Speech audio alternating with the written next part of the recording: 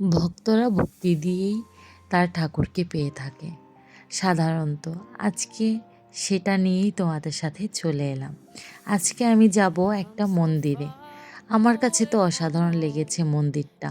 আমি তার আগেও আরেকবার গিয়েছি, বাট তোমাদের সাথে আমি মন্দিরের ভিতরেরটা আমি দেখাতে পারিনি, তার জন্য খুবই খারাপ লেগেছিল আমার কাছে। সেই কারণে আমি আজকে চলে যাচ্ছি সেই মন্দিরে বাবাকে দেখার জন্য। সেখানে আছে রাধাকৃষ্ণ, মহাদেব, মা কালী।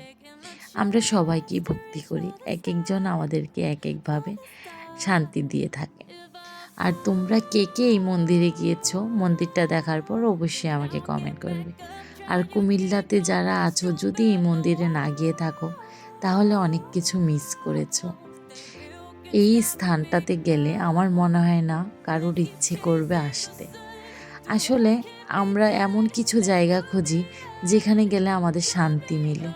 আমরা সারাদিন কাজকর্ম সেরে বাচ্চাদেরকে রেখে ওদের আদর যত্ন করে ওদের সব কিছু গুছিয়ে দিয়ে আমরাও চাই যে আমাদেরও একটুখানি ভালো লাগার জায়গা হোক। এমন একটা মন্দির যদি থাকে কোথাও, সেখানে গেলে আর ফিরে আসতে ইচ্ছে করে না। তোমরা ভাবছো যে এখনও দিদি কেন মন্দিরটা দেখাচ্ছে না। আসলে আমি আর আমার বোন রেডি হচ্ছিলাম, কারণ একটার মধ্যে বন্ধ করে ফেলে। অলরেডি 1:45 বেজে গিয়েছে, তার জন্য খুবই তাড়াতাড়ি করে আমরা রেডি হয়ে চলে গেলাম মন্দিরের উদ্দেশ্যে রওনাই দিয়ে দিলাম। চলো আমরা মন্দিরের ভিতরে চলে যাই। এটা হয়েছে টিকাচর ব্রিজের কাছে শ্রী শ্রী শিব শঙ্কর মন্দিরটা তোমরা শুধু দেখো, জাস্ট দেখলেই, উপরটা দেখলেই তোমাদের মন ভরে যাবে।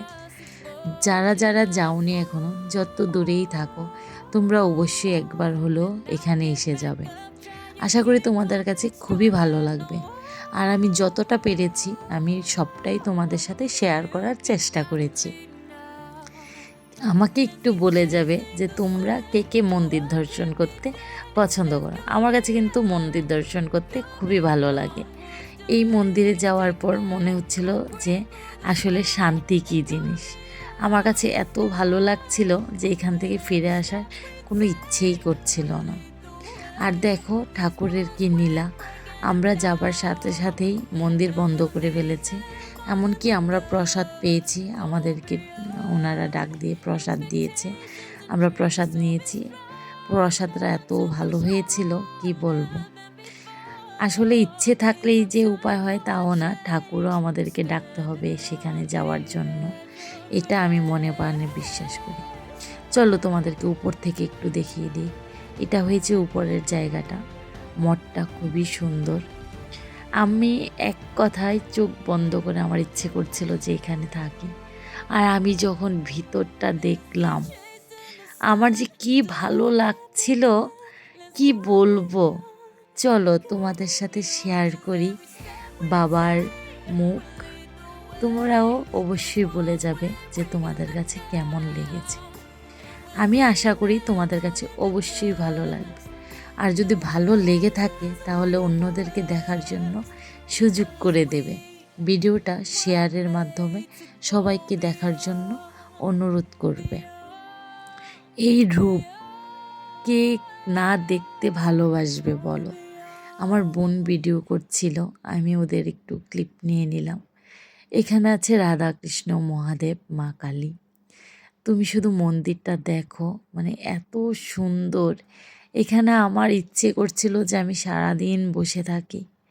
কি সুন্দর মুখ বাবার, কি সুন্দর মুখ মায়ের। এখানে দেখলাম একটা জিনিস, যে মহাদেবের কাছেও ঘট আছে, মা কালীর কাছেও ঘট আছে, কিন্তু ঘট নেই শুধু রাধাকৃষ্ণর কাছে।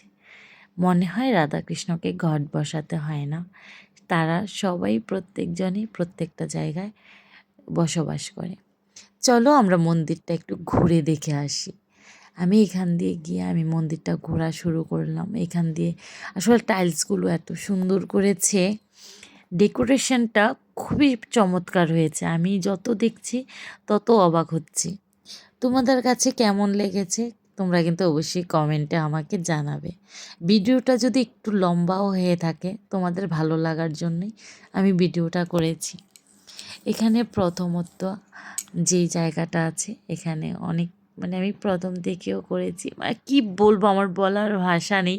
আমার কাছে এত ভালো লেগেছে, এত ভালো লেগেছে যে বলে শেষই করতে পারবো না।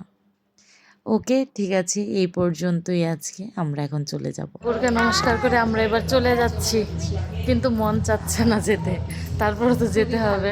মানে জাস্ট অসাধারণ লাগছে। এখন খুলছে, অতক্ষণ তো খুলে নেই, আমরা সকাল থেকে এতক্ষণ অপেক্ষা করেছি শুধুমাত্র খোলার জন্য।